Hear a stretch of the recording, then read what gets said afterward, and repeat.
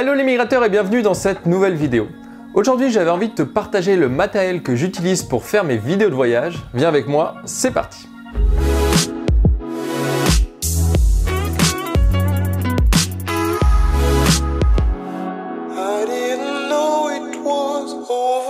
La caméra principale que j'utilise, c'est le Panasonic Lumix GH5. C'est une caméra qui est petite, légère et compacte. Ça, c'est vraiment ce que je recherchais en voyage. Et puis, elle a une super bonne qualité. Elle peut filmer jusqu'à 180 images secondes en Full HD et 60 images secondes en 4K. La seule chose que j'aime pas, c'est en basse lumière, ça a tendance à bruiter rapidement. Donc si j'avais à refaire l'achat, peut-être que j'achèterais une caméra Sony Alpha ou un Panasonic GH5S, c'est la nouvelle version qui est meilleure en basse lumière. Quand je pars en voyage avec le GH5, j'aime bien prendre 3 objectifs dans mon sac. Le premier, c'est l'Olympus 17 mm. C'est un objectif qui ouvre à 1.8, donc c'est très bon en basse lumière et ça rattrape un petit peu les performances du GH5 en basse lumière. C'est pour ça que j'ai voulu l'acheter. Le deuxième objectif que j'adore, c'est vraiment mon coup de cœur de ce kit, c'est le Laowa 7.5 mm. C'est un tout petit objectif, c'est un très grand angle, mais il n'y a pas de distorsion, c'est-à-dire que sur les côtés, d'habitude, quand tu as un grand angle, tu vas voir les lignes droites qui sont déformées. Avec celui-là, c'est tout droit, c'est vraiment extraordinaire. En termes de zoom, je prends toujours avec moi le 1235 V2 2.8 de chez Panasonic. C'est vraiment un zoom qui est super polyvalent et qui est très utile quand tu fais de la vidéo de voyage et tu sais pas vraiment quel sujet va arriver en face. Le fait d'avoir un zoom, ça permet de t'adapter hyper rapidement. C'est pour ça que je l'ai toujours avec moi. J'ai aussi d'autres caméras que j'utilise quand je voyage. La première, c'est la Hero 4 Black de chez GoPro. J'utilise principalement pour filmer sous l'eau ou faire des timelapses. Donc, tu as dû voir des plans faits avec cette caméra là dans la vidéo de Bruce Peninsula quand je vais sous l'eau explorer les épaves. Et quand je fais des effets Little Planet que tu as dû voir dans certaines vidéos, c'est cette caméra que j'utilise, c'est la GoPro Fusion. C'est une caméra 360, donc ça veut dire qu'il y a 2 objectifs dessus et ça permet de faire des effets assez sympas et des vidéos 360, mais ça je te réserve ça pour une prochaine vidéo. Quand je pars en voyage, il y a des accessoires indispensables que j'emmène toujours avec moi, c'est les filtres que je mets sur mes objectifs. Le premier, c'est ce filtre, un filtre à densité neutre variable de chez Tiffen. Ça permet de limiter la quantité de lumière qui rentre dans ton objectif et ça, c'est vraiment super important quand tu filmes en plein soleil. Un autre filtre que j'aime beaucoup utiliser, c'est ce filtre. C'est un filtre polarisant. Ça permet de faire ressortir les couleurs et aussi ça enlève les reflets. C'est-à-dire que si tu filmes une voiture, un pare-brise et voir ce qu'il y a à l'intérieur de la voiture, c'est ça que tu utilises.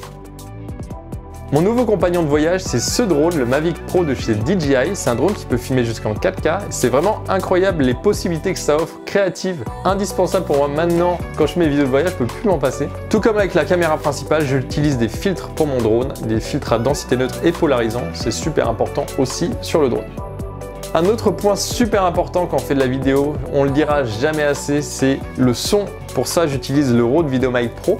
L'accessoire indispensable quand tu as un micro comme ça, c'est un Dead Cat, un chat mort pour les intimes qui permet de limiter la quantité de vent qui rentre et ça, c'est vraiment pratique quand tu filmes en extérieur. Quand je fais des vidéos un petit peu plus posées, j'utilise ce micro-cravate que j'ai actuellement, c'est un Rode Link.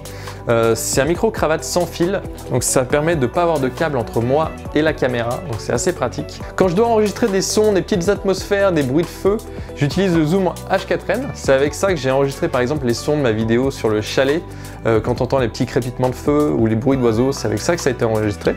Depuis quelques temps, je me suis mis à la photo argentique et j'aime bien prendre le Asahi Pentax Spotmatic F. C'est un appareil photo argentique des années 70 qui marche super bien. Je t'en parlerai très prochainement parce que je vais faire une vidéo sur la photo argentique en voyage, je t'en dis pas plus, mais c'est vraiment celui-là que je prends principalement quand je pars avec des pellicules Porta 400 de chez Kodak.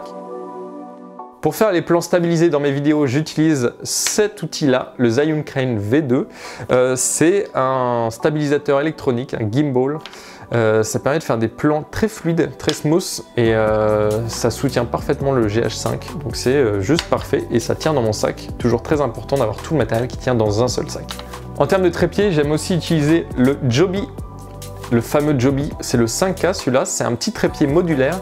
Donc en fait, tu peux l'accrocher un petit peu partout. Si par exemple tu dois te faire un plan de toit, mais qu'il n'y a personne pour te filmer, tu peux utiliser ça, l'accrocher à une rampe, l'accrocher à un arbre. C'est vraiment super pratique. Pour ranger tout ce beau matériel, j'utilise 2 sacs. Le premier, c'est celui-ci. C'est un sac de la marque Lower Pro. C'est vraiment une marque que je recommande, c'est garanti à vie. Pour te dire, je l'avais acheté quand j'avais 14 ans et à l'époque, je l'avais acheté d'occasion et je l'ai encore. Il est toujours en aussi bon état. Par contre, quand je pars plus longtemps, j'aime bien utiliser ce sac-ci. C'est aussi un sac de la marque Lower Pro. L'avantage de celui-là, c'est que tout mon matériel tient dedans, je peux mettre des vêtements en plus et en plus, il y a un emplacement pour un ordinateur portable de 17 pouces, ce qui est quand même assez rare dans un sac photo comme ça. Et voilà, on a fini de faire le tour du matériel que j'utilise pour te faire partager la beauté de notre monde. Tu trouveras tous les liens dans la description si tu veux de plus amples renseignements sur certains produits.